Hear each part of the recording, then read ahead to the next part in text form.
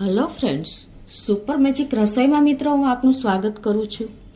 આજે હું તમારી સાથે ટ્રીક અને ટીપનો વિડીયો શેર કરું છું, તો ચોક્કસ બધી જ બહેનોને ઉપયોગી થશે. ગમે તો લાઈક કરજો, શેર કરજો અને સબસ્ક્રાઈબ કરવાનું તો ભૂલતા જ નહીં. અને મિત્રો બાજુમાં રહેલ બેલ આઇકનને પણ પ્રેસ કરજો, જેથી કરીને લેટેસ્ટ વિડીયોની માહિતી તમને ડેઈલી મળતી રહે.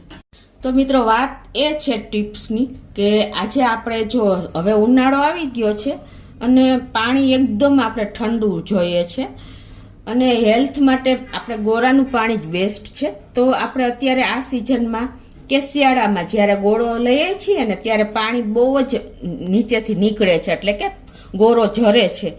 જેમ ગોરોમાંથી ઝરતું પાણી હોય ને એમ જ ગોરાનું પાણી વધારે ઠંડુ થાય, એટલે આપણને આપણે એવી રીતે એવો જ ગોરો ચૂઝ કરીએ છીએ. શિયાળામાં લઈ લઈએ છીએ અને ઉનાળામાં આપણે એને મૂકી દઈએ છીએ.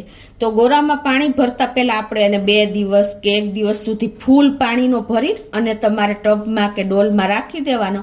એટલે જે પણ માટીની વાસ હશે અને જે માટીને પાણી ચૂસવું હશે ને એ ચૂસી લેશે. એટલે 1 દિવસ પહેલા તમારે આ પ્રોસિજર કરી લેવાની છે. અને એમ છતાંય તમારે ઇન્સ્ટન્ટ ગોરાને જલ્દી જ વાપરવો હોય ને તો તમારે થોડુંક મીઠું નાખી દેવાનું ગોરાના પાણીમાં અને 1 રાત તમે રાખી દેવાનો અને પછી બીજે દિવસે તમારે વીછરી અને ગોરાનો ઉપયોગ કરવાનો છે. પણ વાત ક્યાં આવે છે કે નવો ગોરો હોય ને એટલે ફૂલ પાણી ઝરે છે મીન્સ નીચેથી પાણી બહુ નીકળે છે ગોરામાંથી. અને મેં તમને કીધું એમ પાણી નીકળે તો જ ગોરાનું પાણી એકદમ આપણે બરફ જેવું એટલે કે આઈસ જેવું ઠંડુ થાય છે અને એ જરૂરી છે. તો એમાં આપણે શું કરીએ છીએ કે પાણી નીકળે છે ને તો આપણે ઘડીએ આ થાળી કે જે સ્ટેન્ડ રાખ્યું હોય ને કે એમને તમે ગોરો રાખ્યો હોય ને તો શું થાય છે પાણી બધું નીચે જ આવે છે અને બધું ગંદુ આપણું થાય છે પાણી સ્ટેન્ડ. એટલે એના માટેનો આજે હું તમારી સાથે આઈડિયા શેર કરું છું. જો આ રીતે આપણે ગોરો રાખ્યો હોય ને તો એમાં પાણી ભરેલું હોય છે. તો જો આ રીતે અંદર પાણી હોય છે, જો આ કેમ કે આ ગોરાનું પાણી નીકળી જાય છે અને તમે એમને એમ સ્ટેન્ડ ઉપર રાખ્યું હોય તો બધું નીચે બગડે છે. એટલે આપણે લેડીઝ લોકો ઘણી વખત આવી રીતે સ્ટેન્ડ ઉપર થાળી રાખીને અને ગોરો રાખતા હોઈએ છે. તો જે પાણી નીકળે છે એ આ જ રીતે રહે છે. એટલે શું થાય છે ઘણી વખત મચ્છી થઈ જાય છે ચોમાસામાં કે, અને ઘણી વખત આપણને પાણી ભરેલું હોય તો એ પાણીની વાસ આવવા માંડે છે ગોરામાં. તો એના માટેનો સોલિડ આઈડિયા આજે હું તમારી સાથે શેર કરું છું મિત્રો. તો જો આ રીતે તમારું પાણી ઝરતું હોય ને તો તમારે શું કરવાનું ખબર છે? તો તમારું સ્ટેન્ડ જેટલું ઊંચું હોય ને એ પ્રમાણે તમારે નીચે વાસણ રાખવાનું છે. તો આ રીતે જો અત્યારે મેં તો કાંઠા ઉપર રાખ્યું છે, પણ તમારું સ્ટેન્ડ ઊંચું જેટલું હોય ને એ પ્રમાણે નીચેનું વાસણ રાખવાનું. અને તમારે આ રીતે કાંઈ પણ એકદમ નીટ એન્ડ ક્લીન દોરી છે, રિબન છે કે કાંઈ પણ તમારે આ રીતે જ્યાં પાણી ભેગું થતું હોય ને ગોરા નીચે રાખી દેવાનું. કે થાળીમાં રાખ્યું હોય તો થાળીમાં રાખી દેવાનું, સ્ટેન્ડ નીચે રાખ્યું હોય તો એ રીતે રાખી દેવાનું. ટૂંકમાં તમારે આ રીતે દોરી કે રિબન કાંઈ પણ રાખશો ને તો જે પાણી આમાં એકદમ કલેક્ટ થશે ને એ પાણી ધીમે ધીમે ટીપે નીચેના વાસણમાં આવતું જશે. જો અત્યારે જ આવી ગયું, જો તમને ખ્યાલ આવે છે. ટૂંકમાં તમારે છે ને આ સ્ટેન્ડનું ગોરાનું લેવલ થોડુંક ઊંચું રાખવાનું.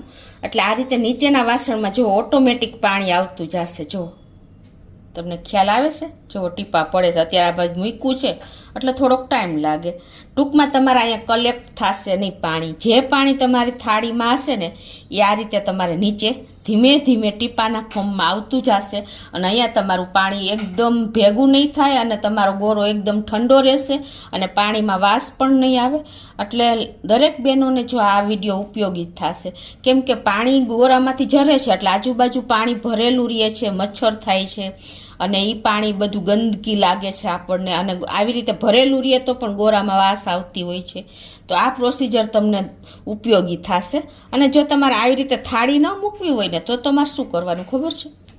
હવે જો તમને આ રીતે સ્ટેન્ડ ઉપર કદાચ હાલો તમે આવી રીતે થાળી ન મૂકવી હોય અને તમને બીજી રીત પણ બતાવું તો તમે ડાયરેક્ટ જ ગોરા નીચે પણ રાખી શકો છો. તો તમારે શું કરવાનું કે આ થાળી કાઢી નાખવાની.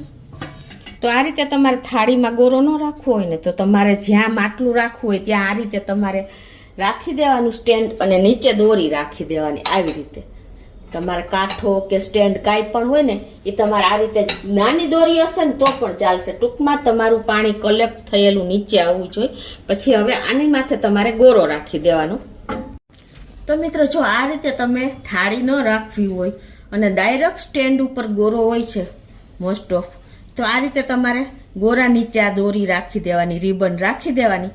અને જુઓ જે પાણી કલેક્ટ થશે ને ગોરાની નીચે એ બધું જ તમારે ટીપે ટીપે નીચે એક વાસણ રાખી દેવાનું. એટલે આ રીતે પાણી તમારું નીચે આવતું જશે. નહીં તમારે ક્યાંય સ્ટેન્ડ બગડે, નહીં તમારે કોઈ જાતનું પાણી ભેગું થાય. અને તમારો ગોરો એટલો ઠંડો રહેશે ને કે ક્યારેય તમારે ટેન્શન નહીં રહે. જો આ રીતે નાની એવી દોરી રાખશો ને તો પણ ચાલશે. નાની એવી રિબન છે કાંઈ પણ. આ એક ટ્રીક દરેક બહેનોને ઉપયોગી જ થશે કે ક્યારેય પણ તમારે ઝરતો ગોરાનું ટેન્શન નહીં રહે, બદલાવાનું પાણી ભેગું નહીં થાય. અને આ રીતે તમારે ઠંડી હવાઈ આવતી રહેશે, પાણી કલેક્ટ થયેલું નીચે આવી રીતે દોરી વાટે કે રિબન વાટે ટીપે ટીપે સ્ટેન્ડમાં આવતું રહેશે. કોઈ પણ વાટકો રાખી દેવાનો તમારે. અને આ રીતે તમને બહુ અનુકૂળ રહેશે મિત્રો. તો દરેક બહેનોને આ વિડીયો ઉપયોગી થશે. ગમે તો લાઈક કરજો, શેર કરજો અને સબસ્ક્રાઈબ કરવાનું તો હવે ભૂલતા જ નહીં.